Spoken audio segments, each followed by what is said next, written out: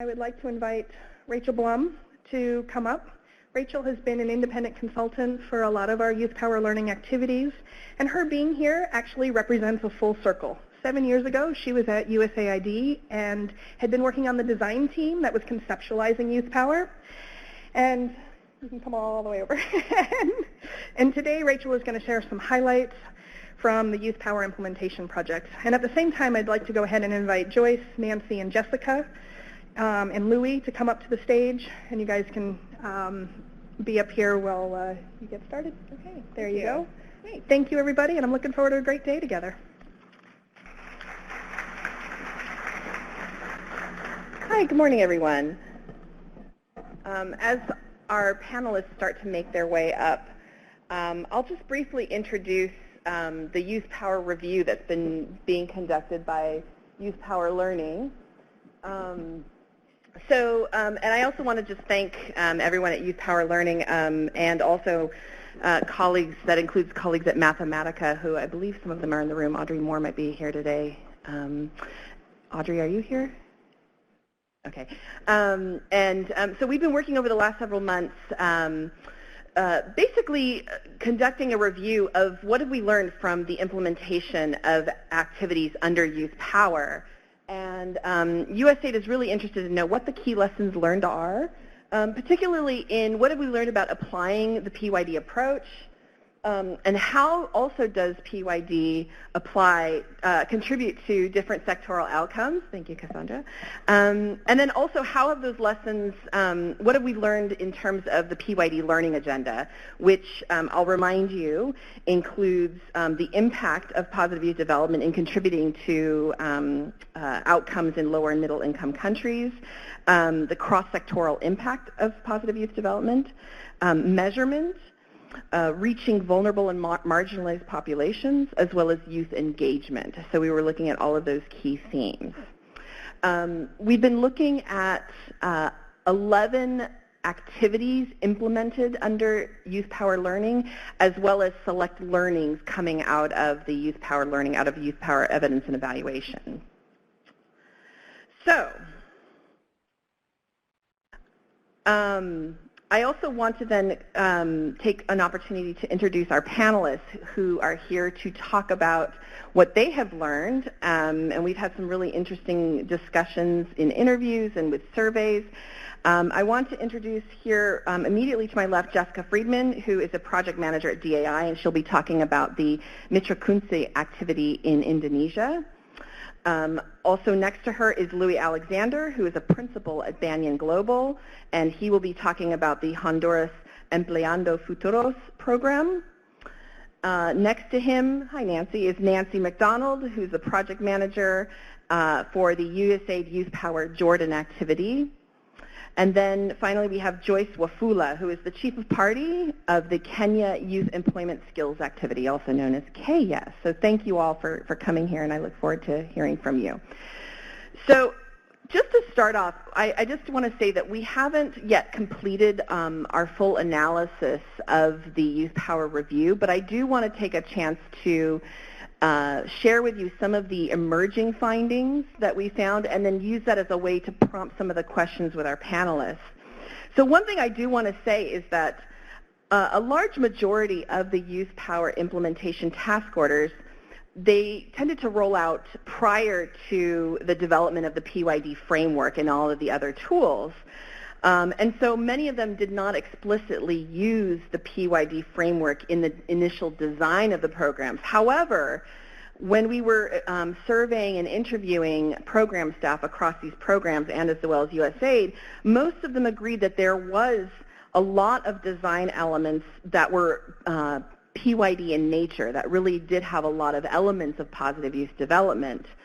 And so I guess I'll start first by posing the question to you all, thinking about PYD, and if there was one lesson learned to share about your project that was new or innovative or surprising related to working with youth or applying a positive youth development lens, what would it be? So if you had the opportunity to share one key lesson, what would that be? And I don't know if we'll start maybe with you, Jessica, and we'll just go down the line.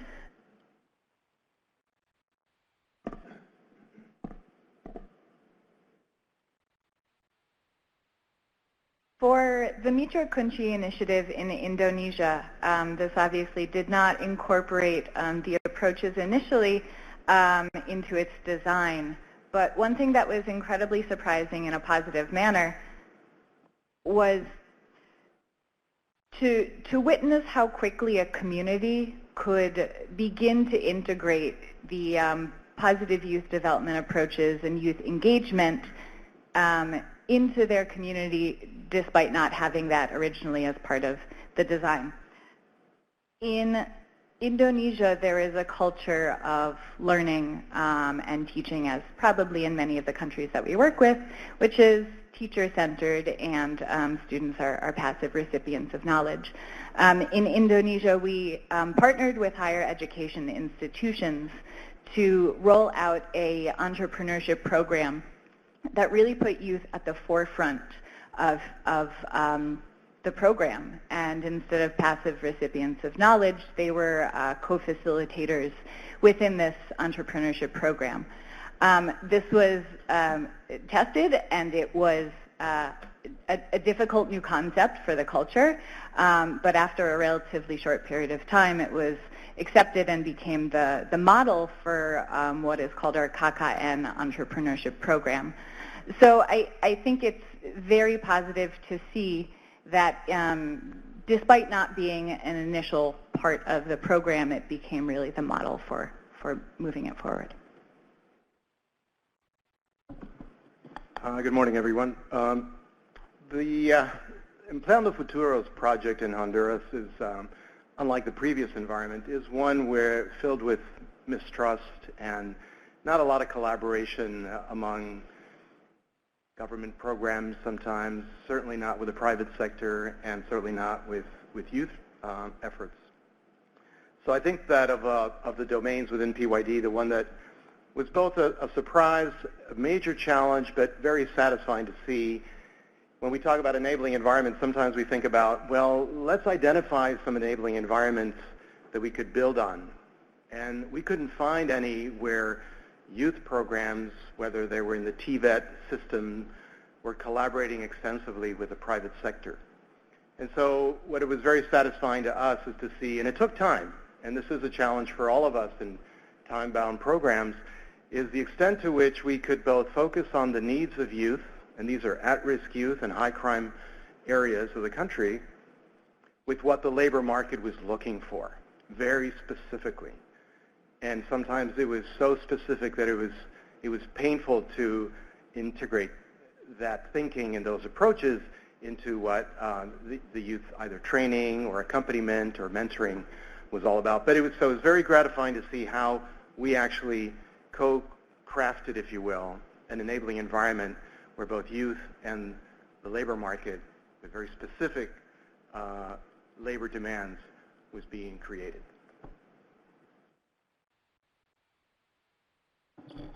Hi, everyone.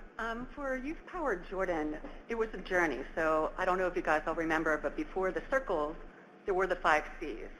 And we were lucky enough from USAID Jordan to have that framework to design our project. So we walked into Jordan with the 5 C's. And we spent a lot of time with our staff and with our stakeholders talking about that. So one of the surprising things was how some were able to embrace it and how others really, people who were really great implementers in the past, really had a hard time wrapping their head around putting youth in the center of this. It was a question of trust, and like where you work, Jordan has some trust issues, and letting youth come forward in that very conservative society took a lot of work. So one of the best things that I think came from this was, yes, it was transformational for the youth, but also looking at how some of these older development workers, you know, some old Bedouin guys, all of a sudden you actually saw them start to transform. Instead of having that top-down management style, they actually changed their whole management style, which changed the way that we acted in our project. So I think, to me, not just in the field, but actually working with our team and how that has this multiplier effect when they go off to other projects, I think that was one of the most surprising things that we found. Mm-hmm.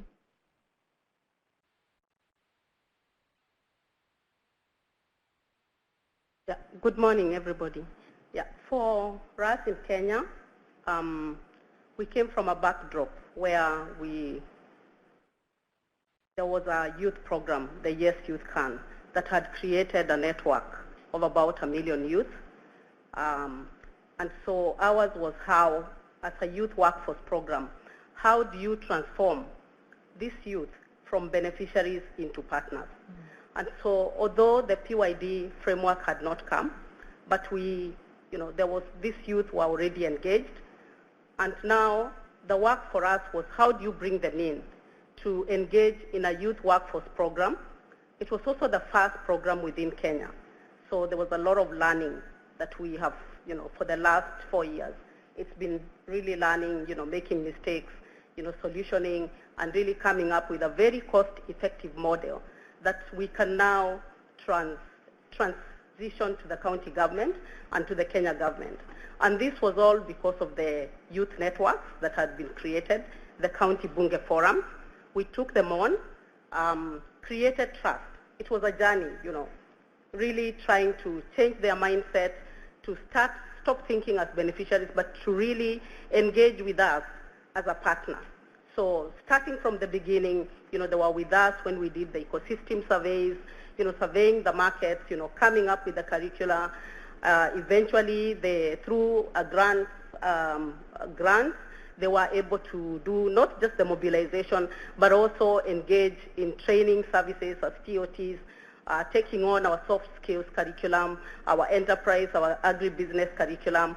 And now we are at a stage where we look back and we really feel that we have created youth organizations that can go forward and continue with the journey of self-reliance that USAID is really looking forward to. So thank you. It's really interesting. All of you sort of noted a very similar theme around this transformational change and the adjustment period that it took to start to see changes in people's behaviors and mentalities and perceptions around youth engagement. And I want to maybe talk a little bit more about that aspect of youth engagement. Because when we, on the research team, asked people about how they've applied positive youth development, youth engagement was cited as the most common thing that people pointed to. So clearly it's touching something there. And we saw several examples of youth engagement across the activities. So we saw things like the use of peer facilitators, promoting youth clubs, youth volunteerism, youth-led project design and implementation. In the workforce development sector, we saw the mobilization of youth savings groups, internships, work-based learning as a way to engage youth more meaningfully in the economy. We also saw youth-led campaigns for behavior change communication and the use of social media to ignite youth peer dialogue. We also saw examples even within the project cycle of how projects themselves were engaging youth at that level. With that, we also found some interesting patterns. One was this issue of breadth versus depth. Thinking about the Heart's ladder for youth engagement, struggling here. Thinking about the Heart's ladder for youth engagement,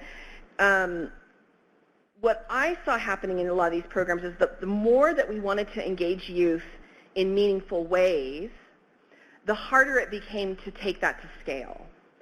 So there's this issue of, that we can reach large numbers of youth, but maybe in a very light touch. Or if we really want to engage them as leaders and as active decision makers and influencing change in their communities, the numbers are relatively small.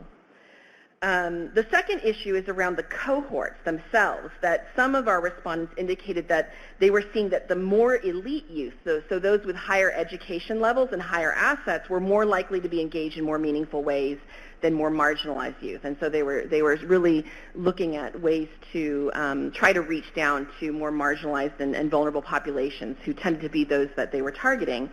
And then finally, the issue around measurement, that so far our research team has seen few examples of explicit reporting on youth engagement as part of its indicators, and so that was something also that was sort of interesting. So I want to actually just then pose this question, and maybe Nancy and Joyce, I'll start with you, since youth engagement was such a big component of what you were doing. Can you speak to the lessons learned in terms of engaging youth in meaningful ways and at scale? What might be some effective ways to do that? And also, what needs to happen to adequately prepare young people, or sort of what modalities best prepare youth to engage them meaningfully in their society and their economy? I don't know who wants to go first. Joyce, you want to go first? Yeah. So let me go back again to the network. Yeah. So working with the county Bunge forums in 9 of our sites where we worked, we created a cost-effective model, and that's a model. You know, when we first had the design of the program, it was a very headquarter-centered, you know, based in the city of Nairobi, and then going out to work into the counties. But we found that that was not cost-effective, and it was not practical. We were not going to scale up the model. So we changed the approach and created a county model where the county Bunge forum was really driving, you know, the activities and the implementation right all the way to the village level. So with this model, you know, the training aspect changed. We were training young people at vocational training centers that are based right in the villages. The enterprise activities were happening in the villages, the same thing with the agribusiness activities. And so with that kind of a model, it was, you know, it was cost effective because we were not paying per diems, you know, we were not paying people to come for the trainings. So they saw the need of, you know, participating, and in the process, you know, we were able to scale up and reach, you know, a lot of youth, other than if we had used the previous model that we had. And then our model was such that we were reaching young people who had not had a secondary school education. And for most of those kind of youth, they actually found out there in the villages, and because of stigma of not having gone to school, it's not easy to bring them out. But if you take the model down to the village, then they're able to engage and to participate. Can you just talk a little bit about sort of how they were engaged, or what were they doing? So what were the ways in which you were seeing that they were engaging either in the economy or in communities? Or Yeah, so we had 3 employment pathways. The first one was vocational training, and the vocational training model that we had was competence-based. So it was more of 90% learning, you know, on-job learning, and then only 10% academic. So that was very enabling for them to be able now to participate and to come out. And can you talk specifically about sort of ways that they were engaged either as leaders or decision makers, where they're driving the development agenda? Yeah, like the county Bunge forum, yeah. They were dividing in terms of even deciding where are we going to hold the training, like which specific VTCs were we going to engage, and then also engaging with county governments to be able to not just the selection, but even also in the curricular design. They were also involved in the design of the curricula. Yeah. Okay, great. Nancy?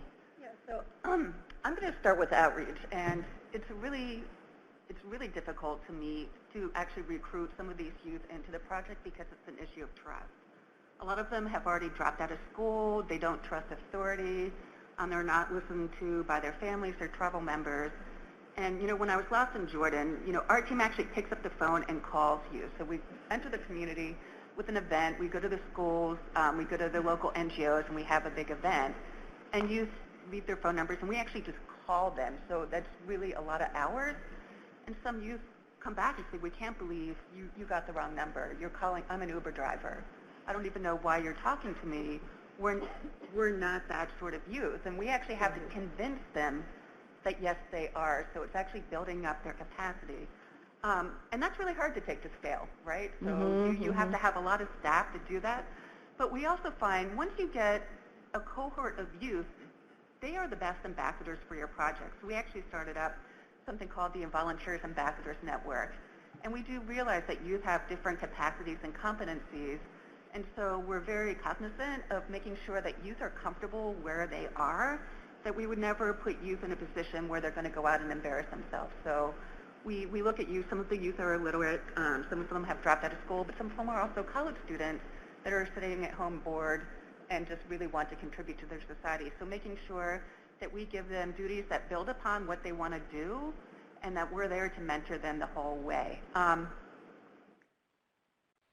Saying that, it's just like to get to scale, it's really putting that youth out in front and having them do that recruitment and having them set that agenda. So one of the things we do now to bring a bunch of youth in who haven't been directly related to our trainings is we have youth clubs. We have youth clubs, and youth themselves decide what they want to do. It's hosted at universities, some ministries host it, or it's even in a cafe. And so the last two ones that I went to when I was in Jordan, one was on gender-based violence, and the youth themselves decided on that topic. They came in, and there were some youth who actually said, no, gender-based violence is okay. That it's okay to hit your wife. It's okay if she didn't do something right. Mm. And it actually just opened up that dialogue, and I think that's really important. So getting youth to talk about really what's important to them instead of what we think is important. And that's how we start bringing it to scale and getting these more vulnerable youth in a place where they feel safe and comfortable talking. Let me pose a question just to follow up on that. It strikes me reading through some of your reports and that in some ways you all are investing in youth leaders, so specific individuals, but then you rely on the peer networks that they establish to then reach out that scale. Would that be a correct sort of characterization? Exactly, yeah. Okay. Yeah. Yeah, and I mean, that's been really interesting, is sort of that level of investment that you have made in some of those youth leaders, and then the way they then go out and work in their own communities at that local level. So that's been interesting. So, Yeah, go ahead. So with youth leader, a youth can be a leader in many different ways, right? So it doesn't have to be the person sitting up here. It doesn't have to be the person sitting in front of the governor. It could be, the intern who is helping other youth get back and forth, and it could be somebody who's delivering a training. So I think it's important to have different definitions of what a youth leader actually is. I'm going to segue a little bit based what you were talking about with the gender-based violence and marginalized girls. And this goes to the topic of reaching vulnerable and marginalized youth. So in our survey, we actually asked what kinds of youth cohorts are being targeted by the different projects. And we found that all projects do target vulnerable youth of all kinds, with the most common cohorts being out-of-school youth and youth living in extreme poverty. What was harder to parse out was the extent to which these activities were able to engage more marginalized cohorts, like much more hard-to-reach youth. One surprising finding, though, was that we found that 7 of the 10 activities reported that they were reaching youth with disability. This usually came in the form of subawards to local organizations reaching youth with disability, like in Indonesia, or hosting trainings or workshops for service providers on the topic of youth disability, like we saw in El Salvador, or training of parents of persons with disability, as we've seen in Jordan.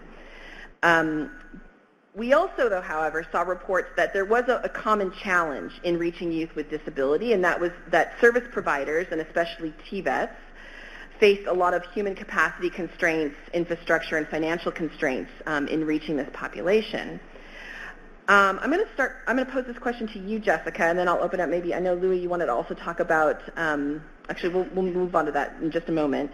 But let me first ask Jessica, because Indonesia was one project where there was a very intentional effort to reach youth with disability. And in talking to one of your colleagues, he actually mentioned that this was a large result of the co-design process with USAID, but it was a very distinct aspect of your project. So I want to ask you, what have been some of your lessons learned in terms of reaching youth with disability, and what advice would you give to USAID and implementing partners in more effectively reaching persons with disability?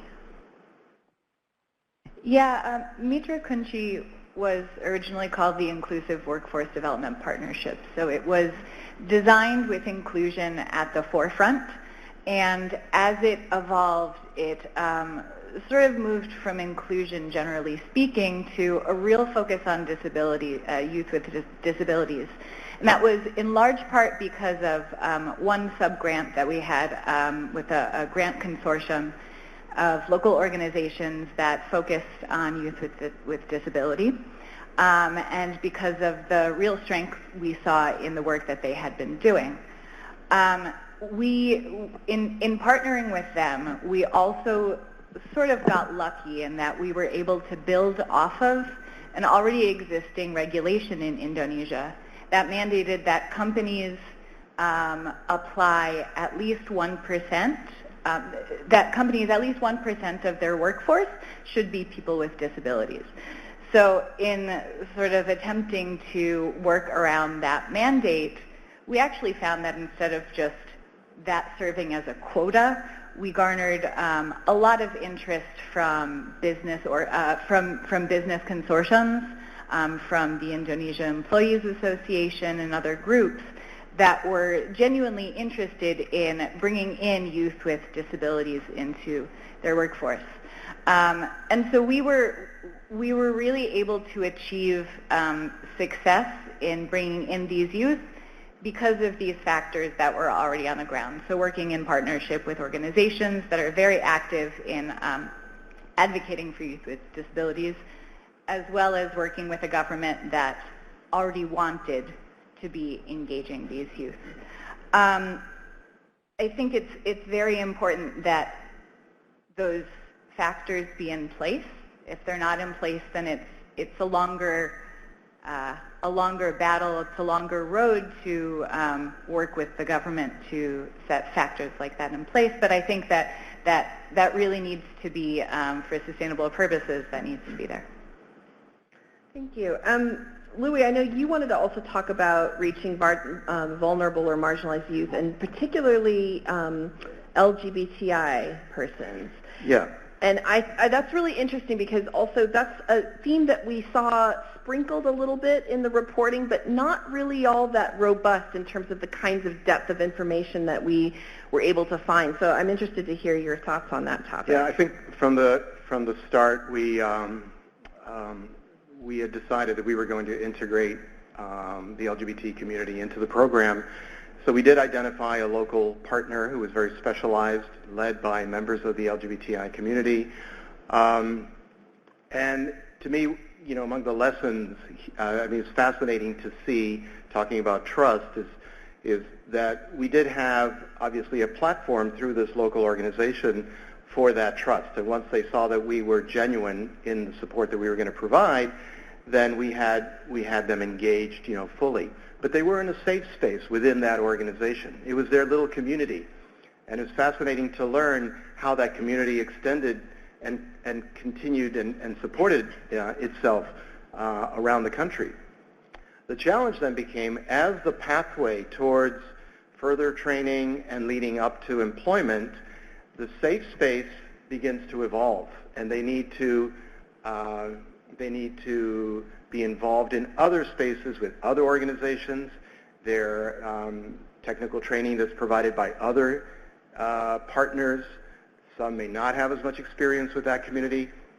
And suddenly you see some of that, the tension between the LGBTI community and those that were not part of that community and are not accustomed to working with them. So the challenge here was to, and I'm not saying that, we've cracked the nut on this, but it does take resources and time to work with other partners, including the private sector, to be able to accept and work with this community. And that is a bigger challenge. It's easy to engage them once they realize that you're genuine and you have their trust. It's when they start expanding and going beyond into broader societal environments that challenges surface. And so we have an accompaniment process, but it's a huge lift. A lot of you have mentioned this word trust and the relationships that you form with local stakeholders. I'm going to throw out a question that I didn't prepare you with ahead of time. I sent questions ahead of time. But, just because that seems to be such a recurring theme, I want to pose that question sort of from a project implementer's perspective, right? You guys are a donor-funded program working within this system, and you're asking of existing structures and stakeholders and actors to try new things, to try things differently. what have been some of the effective strategies that you've used to build that trust? What have been some of those concrete things that you as a project have said, okay, we have to do X, Y, Z in order to build that trust from the very beginning? Well, I think that I was, as I intimated, if you identify local organizations that are truly committed, they have a vision and a mandate to work with these groups, that's a great starting point. I mean, that's, Development 101. We found the same to be true with working with the youth that have been in conflict with the law. They've been in jail. And there are some organizations that specialize in working with that community, which is very difficult. So I think that was identifying those local partners, building on their experience. That is one of the best ways, to establish trust. The other thing that I wanted to mention, connected to the point before about youth engagement, is that, and I know that, one of the issues that we have before us going forward is scale and sustainability, is that engaging youth in small numbers, even whatever group we're talking about, is fairly easy. We are all, in a project environment, and I think that we need to continually ask ourselves, with the local partners we're working, with the youth that are engaged, what is this going to mean when we're not there? What is this going to look like when we're not there? And that's the question. It's not about us doing a fantastic job while we're on the ground running everything with the resources that we have, but what is this environment? What are those pathways going to look like when we're not there anymore? And so those relationships with local partners that already have trust before we arrived on the scene are very important to help propel that going forward. Does anyone else want to comment on this topic of trust?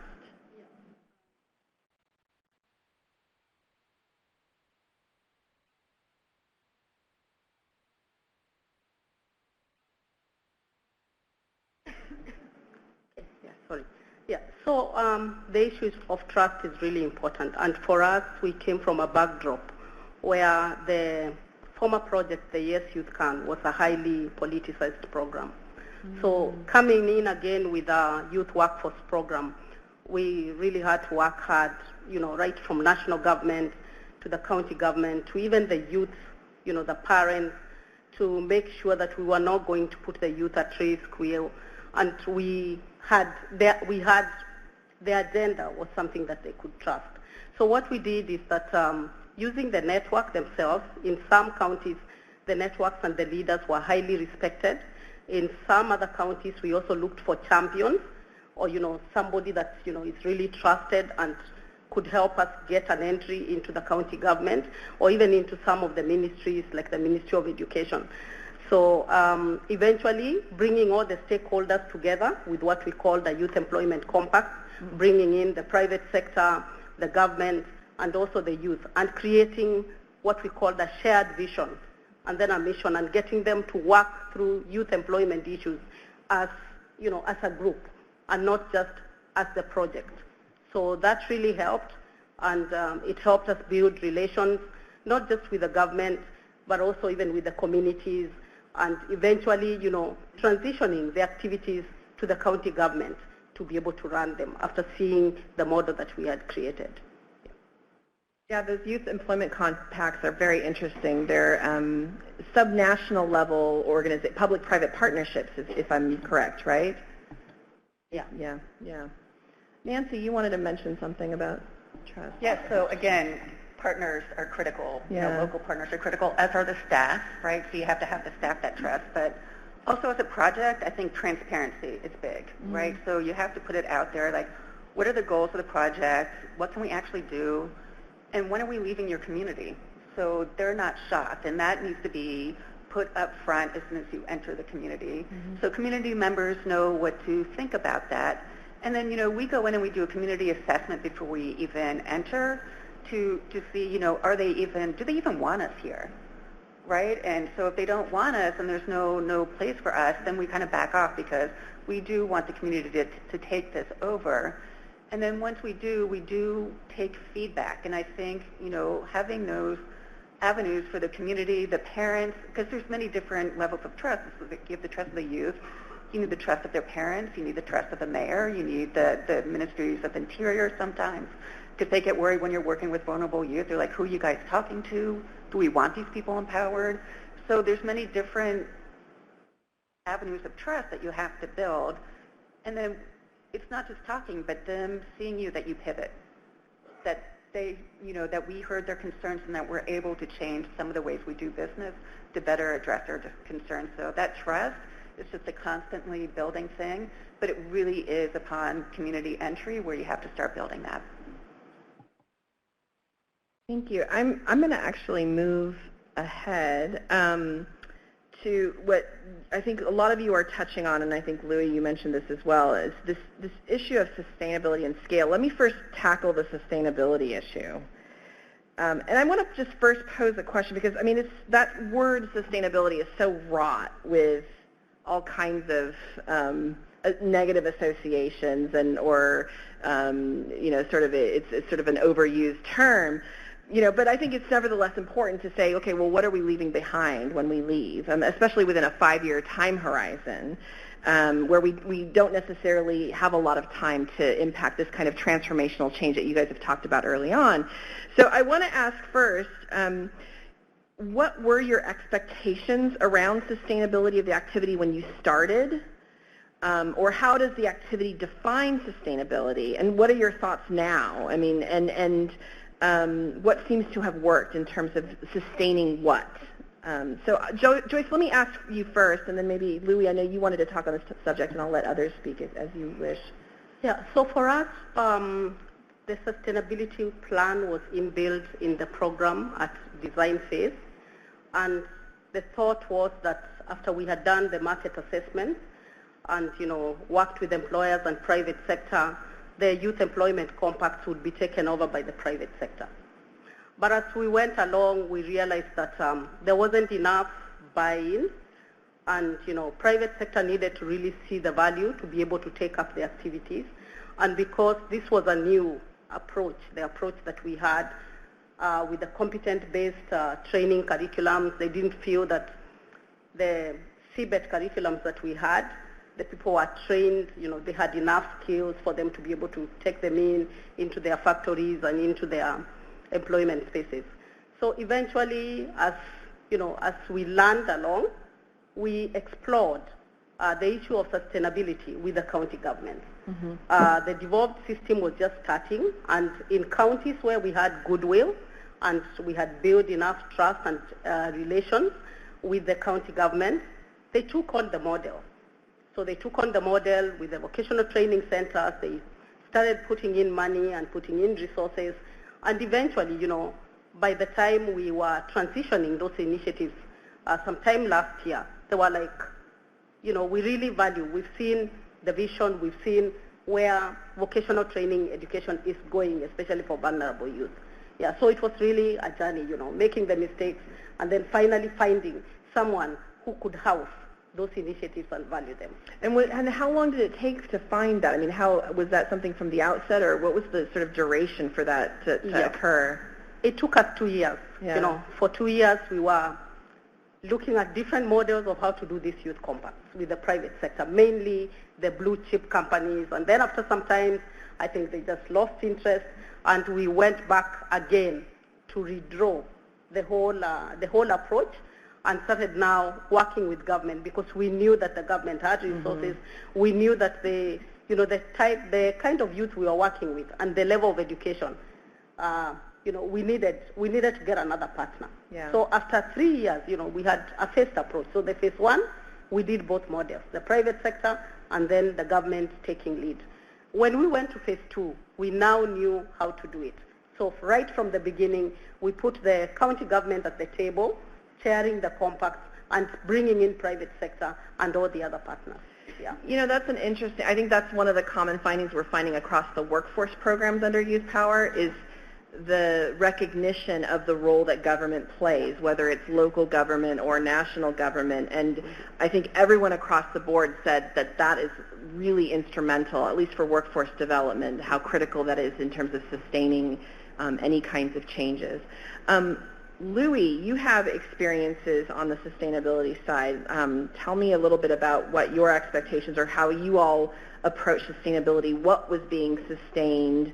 What were your lessons learned from that process? Well, I think one of the points I'd like to make is I think that it all starts with the design of the program. How, what are the platforms that we're making assumptions about, where some of the services or activities that the project is engaged with are going to be housed later on, and that can be done at scale. And for that, as we've learned in this space over the last many years, if you don't have government and the private sector involved, you're not going to go anywhere. So I think we expected that at the design stage there had been, maybe previous negotiations with high-level government actors that this was coming down the pike, and we expected you to play a significant role with this. It's very difficult when you're very technically focused in a project space, which has its limitations, to be able to influence and negotiate at that very high level. Throughout Central America and other countries that I've worked with around the world, you've got the TVET system, which is often a big player within that TVET system, is a national government technical professional training outfit. Honduras has one that has a $35 million budget, 1,000 staff, and sometimes feels like it's hermetically sealed in terms of its ability to change. So it's very difficult to expect a project in a limited amount of time and without the ability to open certain doors, to negotiate and leverage what the project is doing so that budgets are influenced, so that strategies are influenced. I mean, it's huge to move a major agency that previously had no real mandate to work with at-risk youth to suddenly say, this is important, and here's some 17 tools that you can use and curricula. So on the technical side, amazing stuff happening. 50 new or revised curricula, hundreds of people and facilitators trained within the system, a leadership development program where members within the TVET system have developed their own personal development plans that are influencing the system. But at the end of the day, serious challenges with making decisions at a ministerial level, and this agency, like many others, have a board, and there are other issues that are sometimes more important to them. So I think this is a partnership with USAID so that we're able to negotiate better terms, if you will, so that we can influence the system more effectively. Yeah, and I think related to that, I mean, it's interesting because, a lot of the project reports, and even here, we talk about sustaining models or sustaining activities or projects. But really, I mean, the more interesting conversation is when we saw people in the reports or in interviews talking about sustaining behavior changes or the kinds of transformation that you guys are talking about. I think about the Tanzania workforce project in particular. They talked about thinking about changing perceptions of private sector, changing the perceptions of youth, and that's where, it's sort of some of these transformations where I think that's where the conversation was much more interesting when we started to talk about sustainability or scaling of the approach. I want to sort of wrap up and sort of build on what you were saying about the systems change aspect. And, if we're really, as development partners, cognizant of what's happening in a system, and if our role becomes one in which we're facilitating change in that system, we're facilitating transformation, and maybe not necessarily implementing a project per se, what does your experience working on YouthPower tell you about systems change and the role that USAID should play? And in what ways is USAID investment in youth systems most effective based on sort of what you've been seeing in your programs? And I know, Nancy, you had mentioned that you wanted to talk about this, but I wanted to maybe pose this with all of you. Did I? Okay. Okay. I don't remember that. Maybe I misread your email. Anyway, no, that's fine.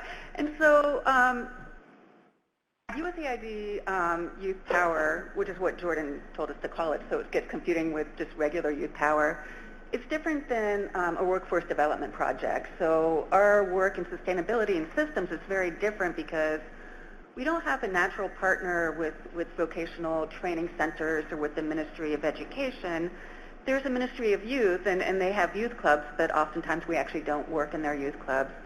So I think, I want to go back to what you're saying. How we're looking at sustainability and the systems change, it's really that behavior change at that community level. So our measurement for sustainability is 120 avenues for positive youth development in communities, in 60 communities. And it's like, what are those avenues and what do they look like? And sometimes we say, that is with the Ministry of Youth, and sometimes it's with the Ministry of Interior, but sometimes it's with the local NGO, and sometimes it's with the local religious center. And so this is much more diffuse than that, because our project is actually just really a process for youth to feel empowered and know that they can actually connect with their community and make an impact on their community. So it's not about them going, our win isn't them getting a job. Yeah, that's great, but it's them really understanding about, what they can bring to their community to positively affect it. With USAID, at least in my experience, one, it's been great working with USAID Jordan. They've been really helpful and innovative working with us. And opening the doors with the Ministry of Youth has been important, because that ministry, at least in Jordan, and I think in other countries I work, is usually the weakest ministry. Like, that's on the chopping block. If there's something going on in the country and there's lack of funds, it's like, that's the first one to go. So I think even helping them advocate for the importance of youth too, and USAID is right there next to us, I think that's really important for that moving forward. I want to ask you, Jessica, because you all had an interesting model. It really was, you were sort of an umbrella organization supporting local organizations through sub-grants, so sub-awards, if I'm correct. So what have been your lessons in terms of USAID's role in facilitating system change with that kind of model? How does that work, or how does that jibe? I'm sort of interested to hear your experiences there. Yeah, that's an interesting question. Mitra Kunchi did start out really as housing an umbrella of grant consortiums that were the drivers of our work. But we actually saw over the course of a year, 2 years, that was difficult to sustain. So we've actually moved towards from piloting grant activities to really focusing on those activities that are more scalable and that are more sustainable, dropping those that were not proving to have the impact that was intended, and then introducing those successful models to the government partners and to the private sector partners, and making sure that that relationship is in place to be sustained. In terms of the work with USAID and USAID's presence, I think the move towards Journey to Self-Reliance was actually a very positive change for this project, because it focused the project instead on from limited small-scale pilots to how can we bring those to scale, and how can we garner the partnerships with the ministries so that the ministries and the private sector could take those on in the longer term. We have 15 minutes, and I know Louie and Joyce, you wanted to say some thoughts, but I think we're going to take it to Q&A, and hopefully your perspectives on that topic will be integrated into the Q&A. So I do want to open up to questions. I'm sure some of you either have questions or thoughts from your own experiences that you want to pose to the panelists. Feel free to raise your hand, and I assume we have somebody with a mic. And there's one question right here, and we have a mic coming to you. If you could just stand up, say your name, and pose your question. Hi. My name is Lorette Kakuza. I'm a Senior Youth Advisor in the Office of Population and Reproductive Health at USAID. And I really commend you on your work. It sounds like you've really done amazing work in youth engagement. But one of the features of PYD that I didn't hear anything about was cross-sectoral work. Was there any aspect of cross-sectoral engagement in any of your projects? Okay, very good question. I'm going to first answer that, because you just teed me up for a part of the session that I had, which was that, well, so it was really interesting. So one observation by our research team was related to cross-sectoral approaches. So on one hand, several of the USAID respondents that noted the challenge of doing cross-sectoral work, and particularly funding cross-sectoral work. However, when we talked to those implementing the activities, most, if not all of them, were applying a range of sectoral interventions. And so I have it here up on the slide. The most common intersections we saw were between education, economic growth, and civic participation. But here, so all activities incorporated some form of soft skills or life skills development. So that's the first thing. 6 of the 11 activities focused on a workforce development outcome, but of that number, 3 incorporated a violence prevention lens, and 2 others incorporated a civic engagement lens. And then the 6th wasn't necessarily cross-sectoral, I would say, for Indonesia. Maybe you could challenge me on that, but it had a strong inclusion lens. We also saw an additional 4 projects that were focused on sort of general youth development. 2 were in Latin America, focused on violence prevention for at-risk youth. In Mozambique, a cross-sectoral OVC program worked across education and workforce development, health, and civic engagement. And in Burundi, a project for adolescent girls incorporated education, health, and financial services. And then in Jordan, we saw, even though that was sort of also a general youth development project, a lot of the civic engagement and projects that we saw addressed themes of environmental and water management, health, security, and other issues. I'll let you all talk about maybe anything that you observed in terms of cross-sectoral approaches, where you saw, what was the imperative to do cross-sectoral programming, and where did you see cross-sectoral issues affecting young people the most in your programs?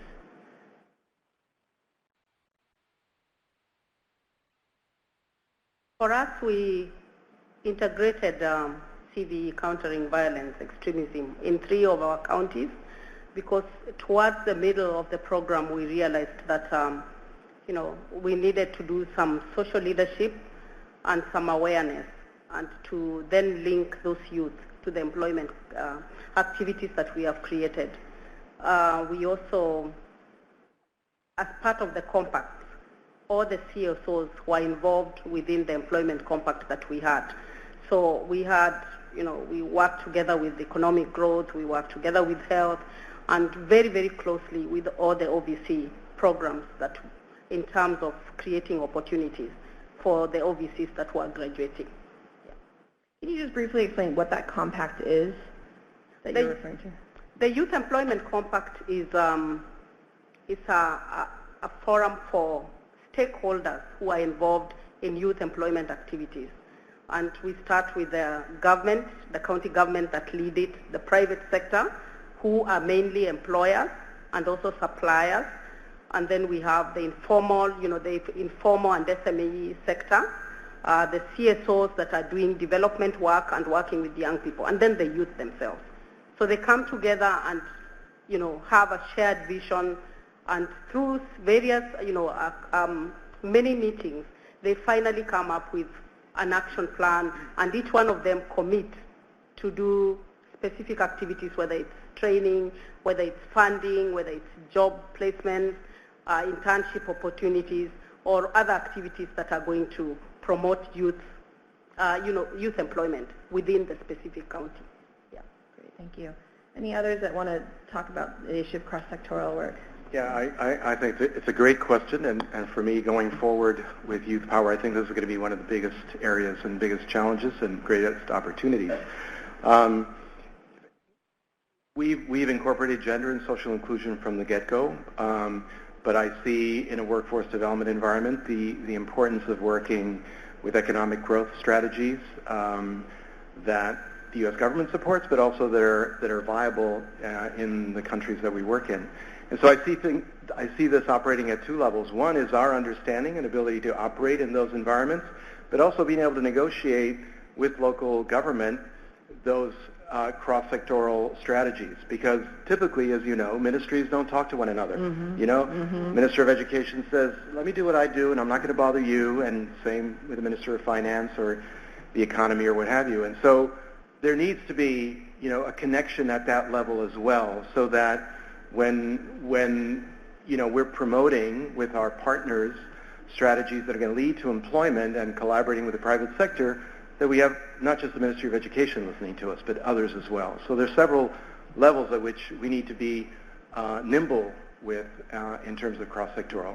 I think it's the way to go forward.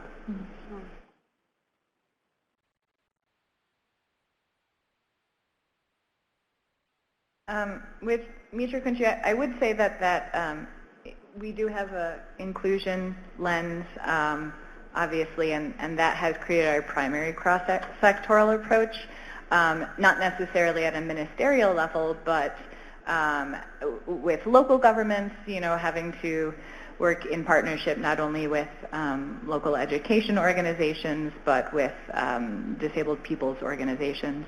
But one of the main areas that we also saw this cross-sectoral approach is with a project that was initiated as an entrepreneurship training for youth, but expanded to actually, based on the ministry's suggestion, to be called the pentahelix model. I'll forget all 5 of the bodies, but it includes financial institutions, local civil society organizations, youth, and 2 others that I'll forget.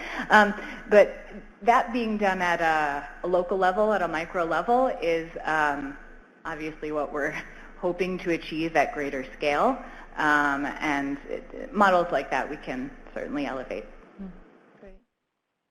We have other questions. We still have about 5 or 6 minutes. Mike. Let's get you a mic, Mike. Okay. Nope, there is some.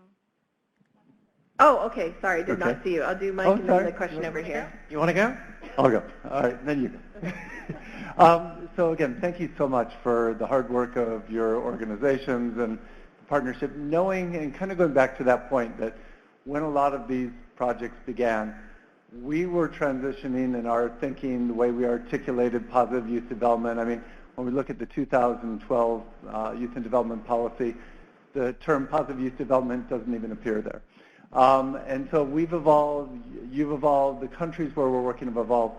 My question for you is, as you look back right now on these 4 projects, what would you dramatically change that you think would get much better results than the good results we already got? What would be the one thing you would change? Joyce, I think so. Yeah.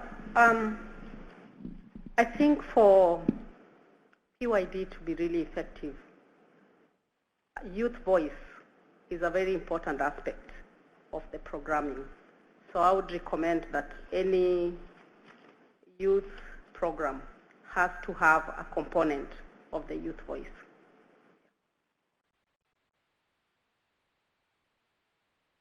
Nancy? Yeah, hi. So I think positive youth development is a bit new to us as international implementers. It's definitely new to a lot of people who are living in the countries in which we work. So I think, right off the bat, usually when you write proposals, you're like, we just need to get a bunch of numbers in there and we want to hit 10,000 youth or 15,000 youth and go to 60 communities, which is exactly what we wrote. And it's like, as I'm going forward, it's like, God, I wish we just worked in 10 communities, and instead of having this kind of, it's not shallow, but having this widespread positive youth development, really drill deep and get lessons learned about how we can adapt positive youth development to the Jordanian context, because it is a foreign concept coming in there, and so making them comfortable with it, so not just the youth own it, but their parents own it and the other stakeholders own it. So that's what I would change. I think I alluded to this earlier, but I do think that I'll answer with a little story. I was meeting with the Minister of Planning at one point and discussing some of the strategies. This is, I won't mention the country, but it's relevant. And he said to me, well, that's what we have international cooperation for. So you bring money and resources to do this, because we don't have money for that. We're going to do something else. So that's not an ideal sort of platform to get started or to see things through or to leave anything behind that is going to be adopted, by local resources. I think the effort to work in Kenya with local government is essential, and there's a lot to be done there, working with local mayors, local councils.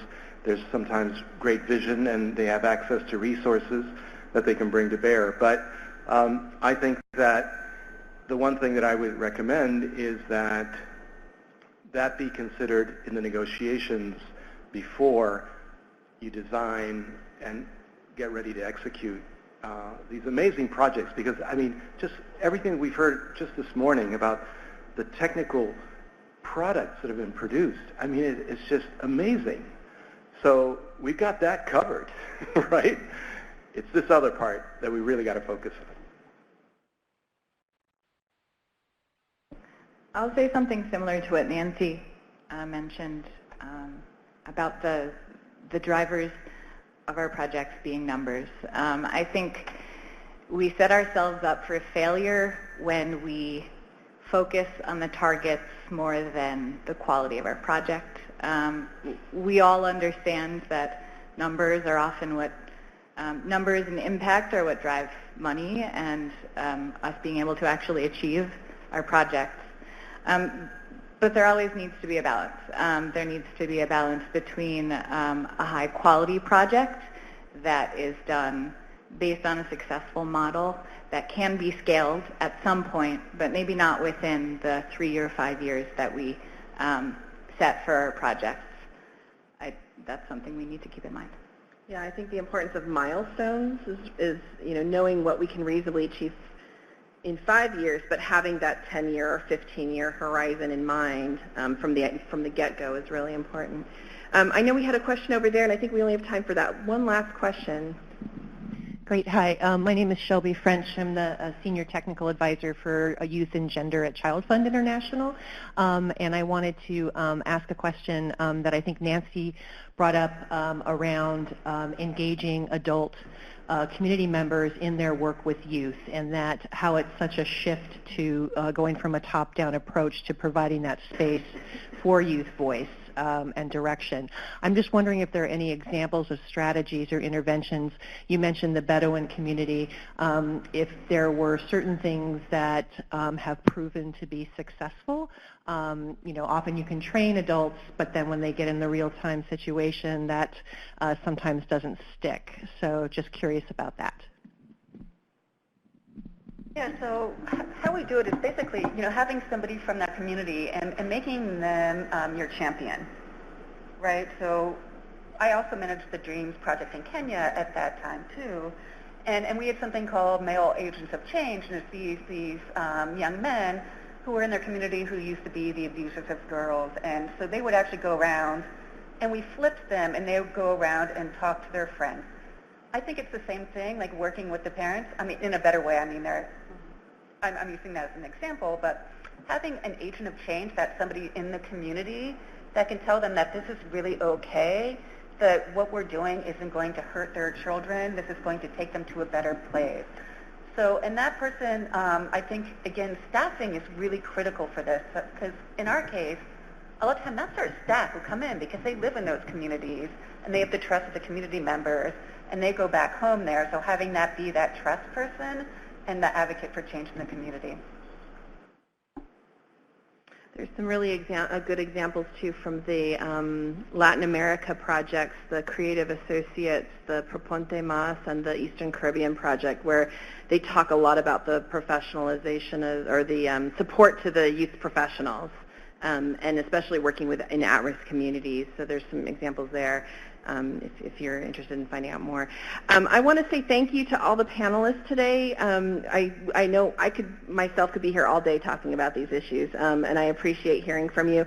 I also want to say thank you to all of you as implementers who have provided us with all the documentation and participated in interviews and surveys. Without that, we wouldn't have been able to generate this review. And we're hoping to get something, the analysis and the writing done by the end of February, and then with the USAID approvals, hopefully in the next couple of months, we'll have something to share with you in terms of a report. So thank you very much, and I guess we'll go to the next session. Thank you.